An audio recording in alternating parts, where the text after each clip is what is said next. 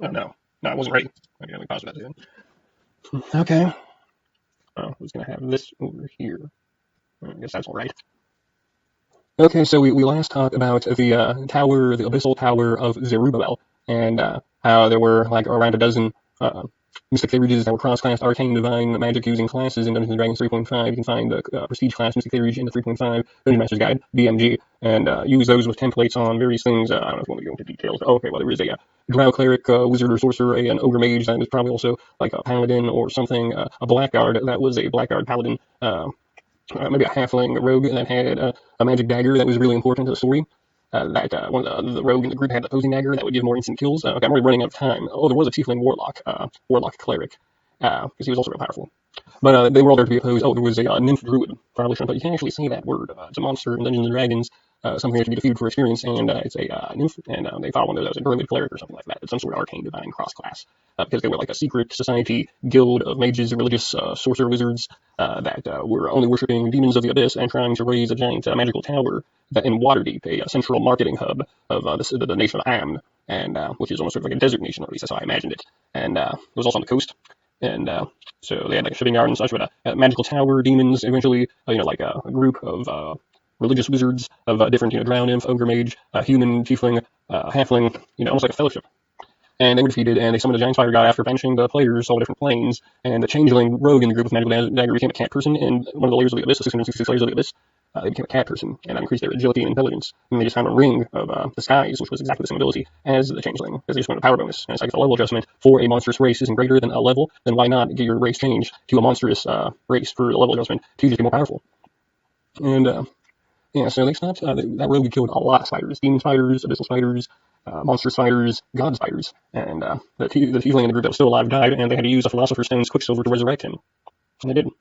And he already lost an arm in a vampire fight I didn't mention, where they were actually defending the castle that the Minotaur had won from the vampire's brother, who was a champion in a drow army that attacked the castle for betraying them after making a false alliance and fighting in a gladiatorial arena involving swinging blades and prisoner of war fights to the deaths, gladiators, which I just did for XP. And there was many battles for those easy levels. It's just still fun to just be leveling up and gathering. Well, they weren't really gathering items. The Minotaur forged a magical sword out of drow adamantium, Wrath, which had every single enchantment on it and was made out of drow adamantium, and it had every single enchantment on it. And they're only allowed to go to +5 enchantments, but it had +10 enchantments. But it was I let it pass because it was made out. He used a wish spell on it. He had a magic dagger that had a wish on it, and he used the wish spell to make the most powerful sword in the game, and it had a +10 enchantment bonus and every enchantment on it. And it was made out of drow adamantium. So the more he took it out in sunlight, you didn't know this, but going into it, but the more he took it out in sunlight, the sword's power started fading.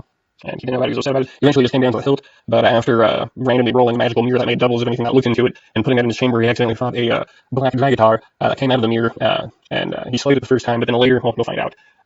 So he lost a magical sword, but while he did have a magical sword, he killed a frost giant Jarl's son, and eventually, after it wasn't too long after being attacked by a drow army filled with orcs and ogres and various things, and a drow lizard that attacked him with a bunch of magical smoky tentacles, after he had a magical sword and went around slaying frost giants, killed the son of the leader of the frost giants, and then the old frost giants attacked his castle, and he had to defend himself from frost giants. But luckily, he had his friends, the two monks of the Bard Satyr, the Catling, lizard folk at the time. Oh, and the Tiefling Dustblade. Dustblade is a wizard that uses his sword as his wand, basically, and extends his attacks through the sword blade magic attacks. All combat and sword and armor wearing. Basically a battle mage, but more focused on sword combat. Remember, this is a character mantle. It's your personality that you broadcast, like Dungeons and Dragons. Is we're role playing. He's role playing as a ancestor of someone who either made a deal with or mated with either a demon or a devil, and he basically has no powers himself and has to rely on magic and fitness to defend himself against all the monsters in the realm.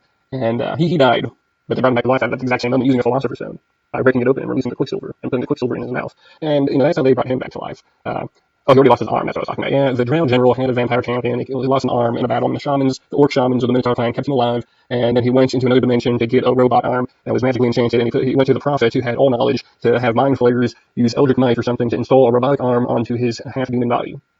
So he could wield oversized. And then he went to snake people. He went to snake people to learn how to fight with oversized weapons.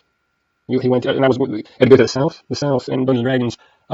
Besides all the lions, there was only lions and snake people in South Dungeons and Dragons for savannas and serpent realms. And he went to the serpents to learn oversized weapon fighting, so that he could have a giant sword, a giant cloud. Yeah, there was only one for it was a cloud sword. It was a cloud sword and then a Sephiroth sword. I can't believe that's a opposing term. Final Fantasy VII, he had both set of swords, cloud sword and Sephiroth sword. Yeah.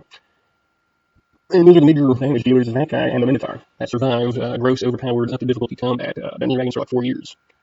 I'm talking about the Demon Tower and the vampires and the battles defending castles and towers and attack and defense with mythic terminology.